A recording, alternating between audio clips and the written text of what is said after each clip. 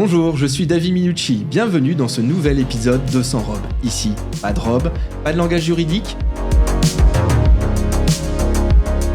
Aujourd'hui, j'ai le plaisir de recevoir 3 avocats passionnants et passionnés de sport autour de la table. Et donc, je vais commencer par le bâtonnier de l'Ordre des avocats de Lille, Florent Méraud. Donc, Florent, tu es avocat généraliste au barreau de Lille. Et malgré toutes tes occupations, tu trouves encore le temps de faire de la natation, du crossfit, des sports qui sont au final aussi complets que ta pratique juridique. Et ensuite, nous avons Bertrand Dansette, avocat donc à Lille en droit du travail. Pour Bertrand, une procédure au prud'homme, c'est un peu comme un triathlon, c'est-à-dire que ça demande de l'endurance, ça demande de la stratégie et ça demande surtout un bon ravitaillement en café. Et enfin, nous avons Benjamin Gras, avocat au barreau de Lille en droit des affaires. Benjamin, c'est pas uniquement un style vestimentaire sportswear, c'est également un fan de basket, de rugby. Moi, je pense pas que ce soit une question de statut, je pense que c'est une question de champ de liberté et d'envie. L'intérêt de ce métier, c'est c'est une profession des métiers.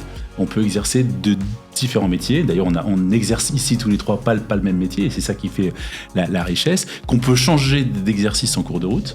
On peut partir juriste d'entreprise, on peut devenir magistrat, on peut revenir avocat. On parle de difficultés de recrutement. Je suis assez intéressé par les profils où on a le double regard. Ouais. On a 2 associés qui ont été juristes avant d'être avocats. La chance au cabinet d'avoir vraiment tous les profils. Ouais. C'est-à-dire que j'ai des avocats passerelles, j'ai des avocats traditionnels. Si on... Savoir parler à nos interlocuteurs au sein des entreprises. Connaître le monde de l'entreprise de l'intérieur. Moi, j'ai déjà été en entreprise à négocier des contrats avec des cabinets, qu'ils soient lillois, qu'ils soient parisiens.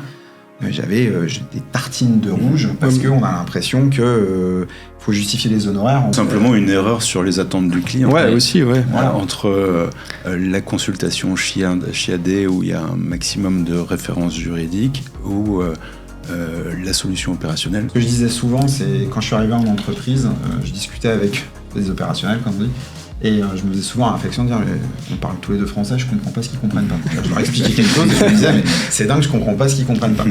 J'ai été acheteur pendant 1 an et j'ai compris ce qu'ils comprenaient pas. On a vu nos parents travailler comme des dingues, ils n'ont pas envie de travailler, travailler comme des dingues. Et je pense que même s'il ne faut pas oublier la rentabilité et l'aspect économique, c'est bien aussi qu'il y ait un mix. Bah alors toi, je pense que tu avais un projet quand tu as lancé ton cabinet, non? Pas tant que ça. Non, Non, tu t'es dit, je vais vivre... Je suis très content, mais j'ai subi le développement. On en est là où on en est, c'est aussi grâce à eux. Ouais, tu l'aurais pas fait tout seul. Majoritairement grâce à eux. On a fait mieux, super, partagé, récompensé. Il y a le tabou de l'argent, il y a le tabou de la communication aussi. C'est que... Tu veux dire sur l'argent? Ouais, même globalement le côté un peu opaque. Moi, je sais que je fais l'exercice chaque année, de présenter les chiffres 2023.